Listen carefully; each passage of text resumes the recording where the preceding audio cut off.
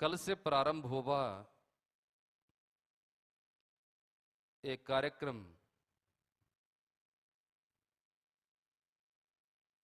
अत्यंत श्रेष्ठ रूप से आज भी संपन्न हो रहा है।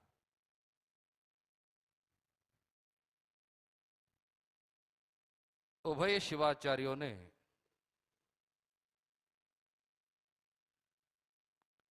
अत्यंत बढ़िया रूप से अपना धर्म संदेश दिया है।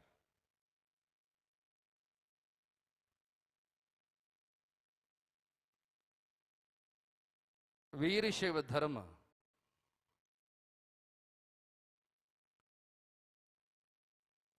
अत्यंत सनातन धर्म है, पुरातन धर्म। कुछ लोगों के मन में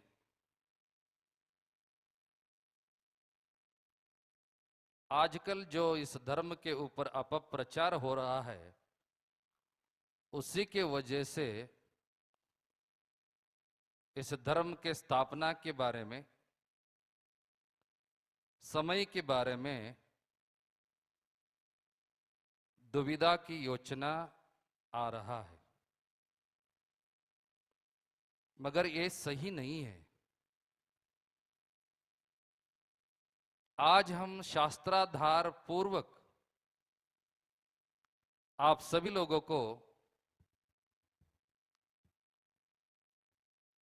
विश्वश्रेष्ठ सर्वमान्य वीर शिव धर्म के बारे में और थोड़ा इतिहास के बारे में जानकारी देना अवश्य है, ऐसे मान करके आपको संबोधित कर रहे हैं।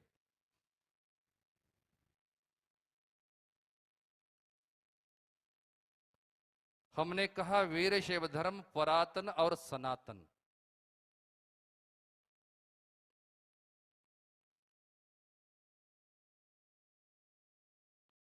आप सभी लोग अपनी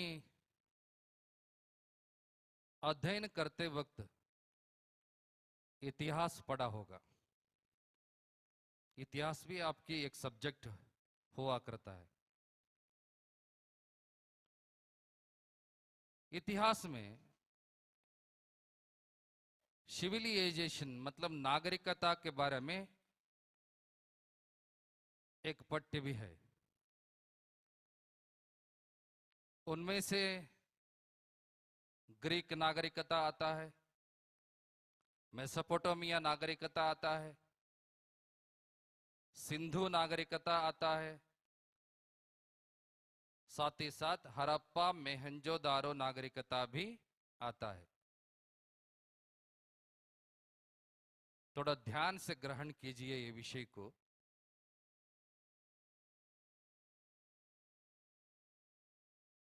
उनमें से एक नागरिकता हड़प्पा मोहनजोदारो।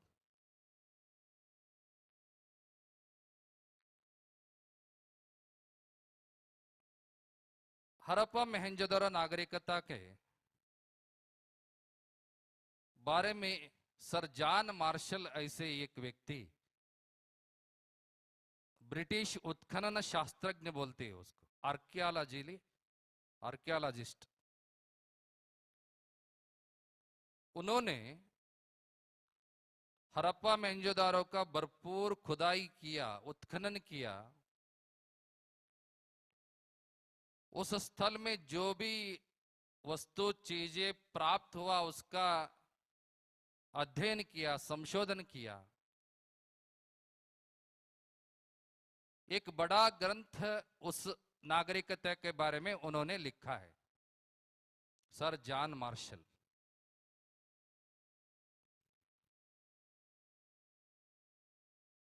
अपनी किताब में वो बोलते हैं, लिखा है, अभी तो बेड़ंकीकर महाराज लिंग धारण करने के बारे में आप सभी लोगों को सूचना भी दिया, और साथ ही साथ जो लोग लिंग धारण करने के जो उत्सुकता है उन लोगों को मुफ्त में लिंग धारण करेंगे ऐसे घोषणा भी किया है।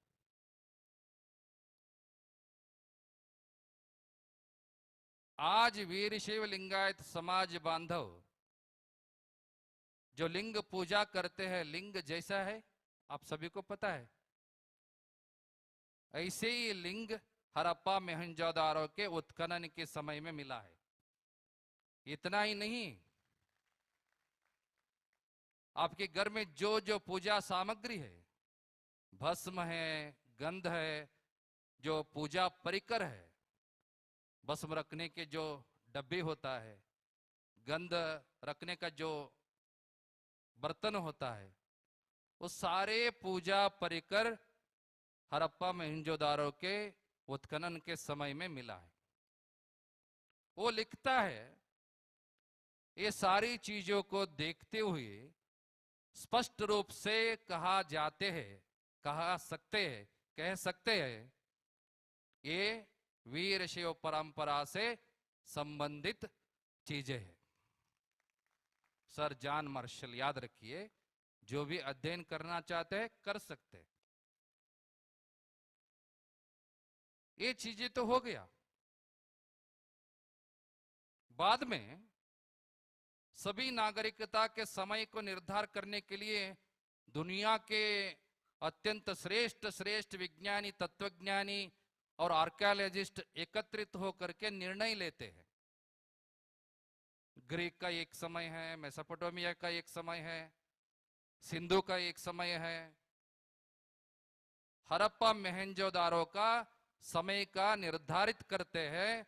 आप सभी लोगों को जान करके आश्चर्य होगा, वो निर्णय लेते हैं 5000 से 7000 पुरातन ये हड़प्पा मोहनजोदड़ो नागरिकता है। इससे पता चलता है, इससे हम निर्णय ले सकते हैं। ऐसे देखा जाए तो जैसे बेलंकिकर महाराज बोले, वीरशैव परंपरा जब इस दुनिया का संस्थापन हुआ, उत्पन्न हुआ, सृष्टि हुआ, तब से ही है। कृतयुग में भी था, त्रेता युग में भी था, द्वापर में भी था और कलयुग में भी उपस्थित है। मगर आप सब लोग, कुछ लोग इतिहास को निर्धारित समय पे आधार सहित मांगते हैं ना, इसलिए कलयुग में जो हड़प्पा मोहनजोदड़ो का चीजें जो मिला है, उसको देख करके वो सारे लोग निर्णय लेते हैं 5000 से 7000 पुरातन। इससे सिद्ध होता है हमारी वीरशैव लिंगायत परंपरा उससे ही पुरातन है। ऐसे हमको गर्व और मान सम्मान से बोलना चाहिए। ये आजकल का धर्म नहीं है, अत्यंत पुरातन धर्म है, सनातन धर्म है।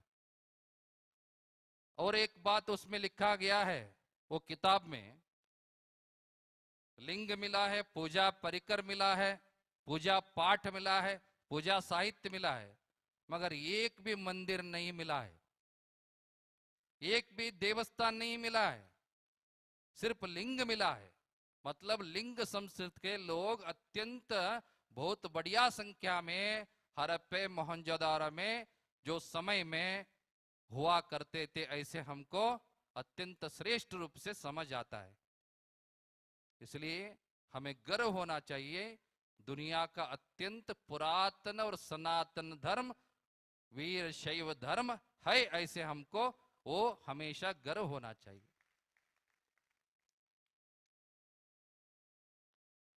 कुछ लोग कहते हैं वीरशैव परंपरा, लिंगायत परंपरा पुराणों से संबंधित है, वेदों से संबंधित है, उपनिषद से संबंधित है, आगमों से संबंधित है।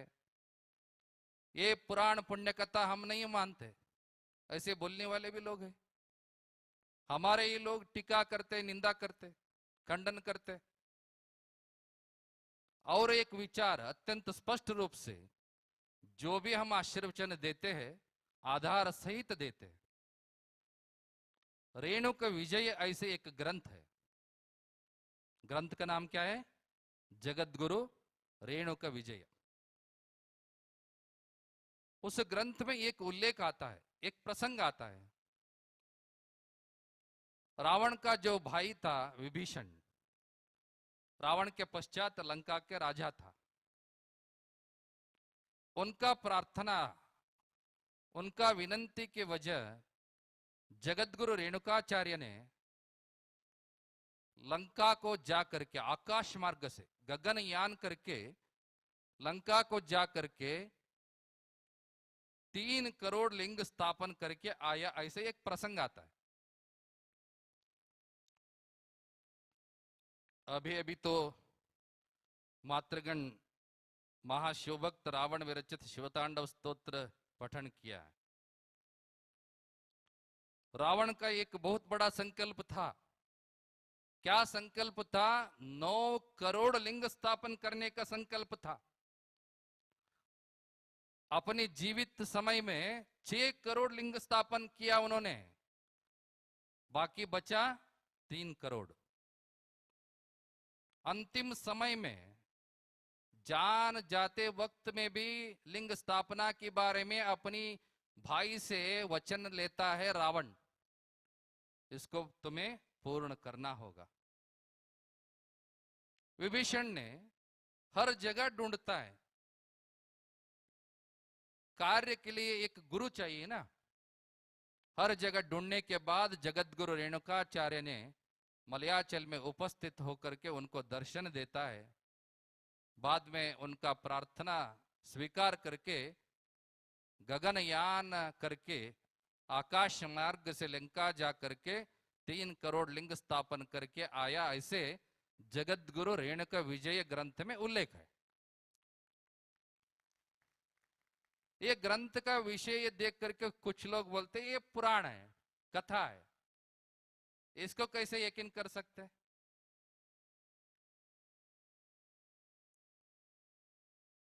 उन्नीस 1970 में एक व्यक्ति लंका गया, वेदमूर्ति वीरయ్య शास्त्री मठ बोल के, वो बेंगलुरु में हुआ करता था। 1 महीने पहले उनका लिंगैक हुआ, शतायुषी था वो लंका गया, लंका में संशोधन किया। वो भी जान करके आपको आश्चर्य होगा, जापना, आप तो नाम सुना होगा, लंका में जापना नाम के एक शहर है। वो शहर से उत्तर दिशा गया तो 40 किलोमीटर गया तो वहां एक गांव मिलता है, वो परिसर को बोलते हैं लिंगमलई। याद रखिए, लिंगमलई। उस गांव के परिसर में 2 गांव आता है, वो 2 गांवों का नाम है रेणुका वन और रेणुका ग्राम। आज भी उपस्थित है, आज भी उपस्थित है। वो दोनों गांवों के बीच में एक नदी बहता है, नदी बहती है। वो नदी के तट पर, दोनों तट के ऊपर 3-4 किलोमीटर तक जहां भी आप पांव रखिए, हर जगह आपको लिंगी ही दिखता है, लिंगी ही दिखता है, लिंगी ही दिखता है। आज भी लंका कहा, लिंग स्थापन कहा, लिंग कहा। वो स्थल को संशोधन करने के बाद वीरయ్య शास्त्री मठ अपनी एक प्रबंध में लिखता है, जो जगत गुरु रेणुका विजय में जो उल्लेख आया था वो सत्य घटना के आधारित आया था। वो कथा नहीं, सत्य घटना है। आज भी आप जाकर, कोई भी जाना है तो जा सकते हैं। लंका के लोग रेणुक के ऊपर अत्यंत श्रेष्ठ रूप से भक्ति अर्पण करते हैं। यहाँ पर कुछ लोग क्रिकेट प्रेमी आए होंगे, आए ना? लंका के पहले पुराना प्लेयर्स का नाम पता है आपको? बहुत सारे प्लेयर्स का नाम आखिरी जो सरनेम होता था रेणुके, रेणुका। आज भी कोलंबो में एक प्रदेश को रेणुका सिटी ऐसे कहा जाता है, कोलंबो में। इतना ही नहीं, वहां पर भी शिवाचार्य परंपरा है। जहां पर लिंगमलई गांव मिला है ना, वहां पर एक शिवाचार्य परंपरा है। मगर उनको अभी शादी हुआ है, उनका जो 2 बेटी है, उनका नाम क्या रखा है आपको याद होना चाहिए, दारुका और रेणुका नाम रखा है। ये इंडिया में नहीं हुआ है, लंका में हुआ है। विदेशी लोग भी हमारा परंपरा को स्वीकार करके इतना मान सम्मान देते हैं, तो उसी धर्म में जन्म किया है, उसी जात में पैदा हुआ है। नाम से पुकारते हो हम वीरशैव लिंगायत, जात से पुकारते हो हम वीरशैव लिंगायत, हमको कितना गर्व होना चाहिए। इसलिए ये पता चलता है, सिद्ध होता है, ये धर्म अत्यंत पुरातन और सनातन धर्म है, वीरशैव लिंगायत परंपरा।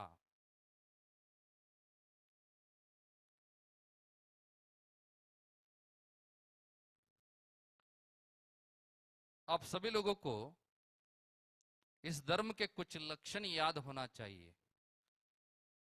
कल तो एक लक्षण के बारे में आप सभी लोगों को आशीर्वचन प्रदान किया है, प्रसव पूर्व संस्कार क्यों करना चाहिए, उसका महत्व क्या है, श्रेष्ठता क्या है, कुछ तो विषय आपको ग्रहण हुआ है, ऐसे हमें यकीनन है। आजकल तो सत्ता से महिला लोग प्रेजर कर रहे हैं, हमको भी पुरुषों के बराबर ही समानता मिलना चाहिए। आज कितना है रिजर्वेशन महिला लोगों के लिए? 33%, 33%। उसको 50 तक बढ़ाना चाहिए, ऐसे उन लोगों का प्रेजर है, मतलब उन लोगों का इच्छा है। जब इस धर्म का स्थापन हुआ, शिवजी का आशीर्वाद से पंचगणाधीश्वर भूलोक में आकर के इस धर्म का स्थापन किया, तभी कहा गया और आदेश दिया गया, पुरुषों के बराबरी समानता स्त्रियों को भी देना है। ऐसे एक धर्म इस दुनिया में आज भी है, वो धर्म है वीरशैव लिंगायत धर्म।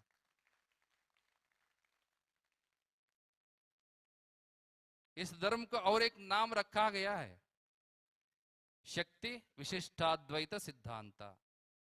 अम्मा, इस धर्म को कहते हैं शक्ति विशिष्टाद्वैत सिद्धांत।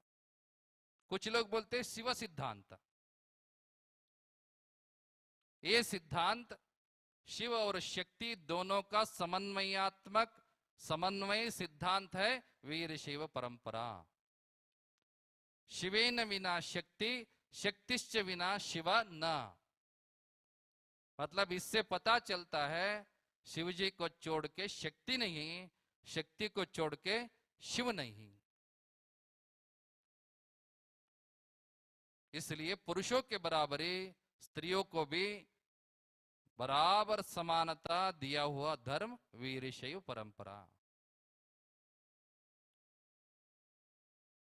आजकल तो टीवी चलाते ही शुक्रवार घोषणा होता रहता है, भगवान इधर ही आ जाओ। भानुवार चलाए तो भगवान इधर ही आ जाओ, ऐसे बोलने वाले, घोषणा करने वाले लोग मिलते ही रहते। मतांतर भी चालू है, आमिष करके, कुछ अपेक्षा व्यक्त करके लोगों को मतांतर करने का जो काम आज भी चालू है। मगर एक धर्म में भगवान किधर भी नहीं है, अन्यत्र नहीं है, भगवान तुम में ही बसा है। शिव जी का अंश लेकर के ही जीव इस दुनिया में तुम्हारा जन्म हुआ है। ऐसे काम करो, ऐसे संस्कार पालन करो, ऐसे धर्म का पालन करो, जिससे जहां से आया था, शिव जी से आया था, फिर शिव जी के पास ही जाना चाहिए। ऐसे जो प्रतिपादन करने वाले धर्म है वीरशैव धर्म। हर एक प्रत्येक जीव में शिव जी का अंश देखते हैं, भगवान का अंश देखते हैं। इसलिए गुरु के द्वारा संस्कार प्रदान करके, शिव दीक्षा दे करके, लिंग प्रदान करके, उस लिंग को सदैव अपने हृदय मध्य में धारण करके हर एक प्रत्येक वीरशैव चलता हुआ मंदिर बनना चाहिए, वॉकिंग टेम्पल बनना चाहिए। ऐसे एक अत्यंत श्रेष्ठ सरल भगवान को अंग के अत्यंत नजदीक वास देने का जो धर्म है वो वीर शैव परंपरा है, वीर शैव परंपरा। इसलिए शास्त्रों में कहा जाता है, मांस पिंड को मंत्र पिंड, अंग को लिंग, नर को हर, जीव को शिव, मानव को महादेव, जल को तीर्थ, पत्थर को भगवान बनाने का जो शक्ति है वो वीर शैव धर्म में, वीर शैव धर्म में। इतना ही नहीं, पदार्थ को प्रसाद भी परिवर्तन हो सकता है। ऐसे भगवान का अंश को ही जन्म के साथ ही लेकर के लयम गच्छति यत्रैव जगदेतच्चराचरम पुनः पुनः समुत्पत्तिम तल्लिंगम ब्रह्म शाश्वतम। जहां से आए थे वहीं हमें जाना है। वो जाने का रास्ता, जो आपको गाड़ी चलाते वक्त आरटीओ आपको एक ड्राइविंग लाइसेंस देता है, वो लाइसेंस रहा तो आप कभी भी घूम सकते गाड़ी लेकर। ऐसे गुरु के द्वारा लिंग धारण ऐसे एक लाइसेंस लिया तो जहां से आए थे वापस शिव जी के पास जाने के लिए आपको लाइसेंस है, वो गले में लिंग है। ऐसे आप सभी लोगों को अवश्य जानना चाहिए। इतना ही नहीं, कुछ धर्म में सूतक माना जाता है, प्रसूति सूतक, मरण सूतक, रजो सूतक, जाति सूतक, उच्चिष्ट सूतक, के पंच महासूतक कहलाता है। जो व्यक्ति लिंग धारण किया हुआ है, जिसके गले में लिंग है, वो व्यक्ति को ये पंच महासूतक बाधित नहीं करता, ऐसे शास्त्रों में कहा गया है। चाहे वो शिव पूजा हो, चाहे घर की काम हो, कुछ भी हो, वीर शैव हो करके लिंग धारण किया तो वो पंच महासूतक को पालन नहीं करना चाहिए, ऐसे शास्त्रों में स्पष्ट रूप से कहा गया है। लिंगार्चन रतायाश्च ऋतौ नार्यान सूतकम तथा प्रसूतिकायाश्च सूतकम नैव विद्यते, ऐसे सिद्धांत शिखामणि ग्रंथ में कहा गया है। इतना ही नहीं, अपना शिव सिद्धांत शक्ति विश्वास सिद्धांत ऐसे है, सर्वमान्य है। पहले ही हमने आशीर्वचन में बोले, विश्वमान्य विश्व धर्म कहने का जो श्रेय है वो वीर शैव लिंगायत परंपरा को मिलना चाहिए। क्योंकि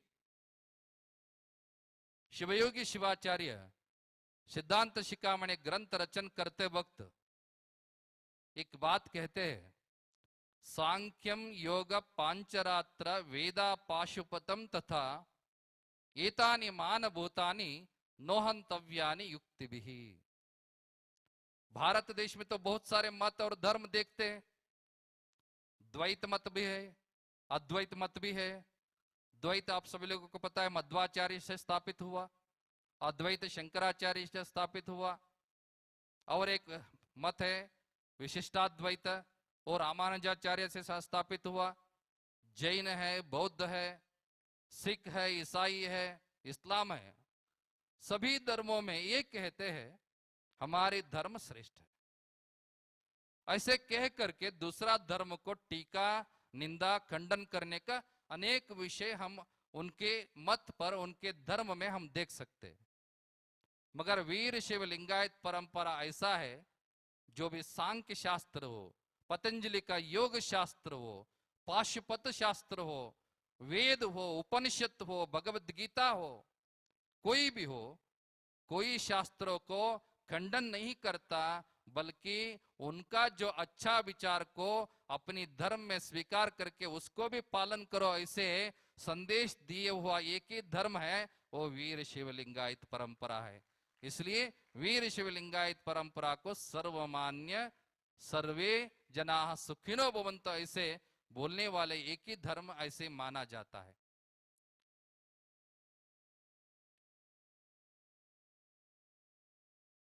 कुछ लोग ऐसे भी लोग हैं जो अपना धर्म को खंडन करते वक्त कुछ भी बोलते ही रहते हैं। हर एक प्रत्येक वीर शैव को जन्म को क्या कहते हैं? एक शिशु का जन्म हुआ ऐसे सोचो, वीर शिव लोगों में जनन को लिंगोद्भव कहता है। क्या कहते हैं? लिंगोद्भव। लिंगोद्भव ऐसे इसलिए कहता है, जो मां की गोद में रहते वक्त 8वें मास में लिंग धारण किस शिशु को, जिस शिशु को लिंग धारण हो, वो सभी शिशुओं का जन्म को लिंगोद्भव अवश्य कहना चाहिए। और साथ ही साथ जो अंतिम समय में लिंगैक्य मतलब मरण समय में जो भी चीजें हैं, गहने हैं, सोने हैं, कुछ भी है, सब उतारते हैं ना। एक ही चीज बचता है, छोड़ता है, वो क्या है?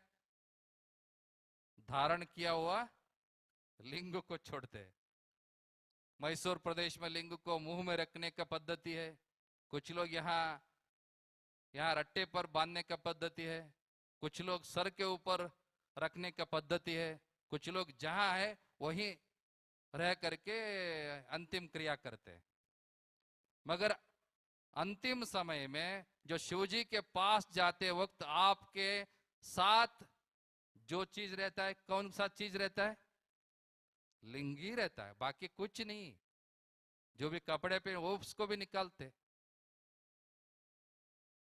इसलिए लिंगोद्भव और लिंग ऐक्य, लिंग के साथ ऐक्य होने की वजह से उसको बोलते हैं लिंग ऐक्य।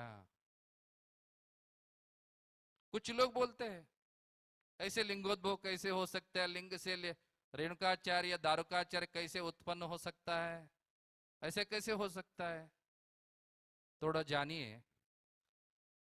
हम इस मंच से कोई अन्य धर्म को खंडना नहीं करना चाहते, निंदा नहीं करना चाहते, मगर वहां जो उपस्थित अंशों को आप प्यार करते, स्वीकार करते, ऐसे ही हमारा परंपरा को भी स्वीकार करना चाहिए ना। विष्णु का दशावतार तो आपको पता है, उनमें से एक अवतार आता है उग्र नरसिंह अवतार, पता है ना?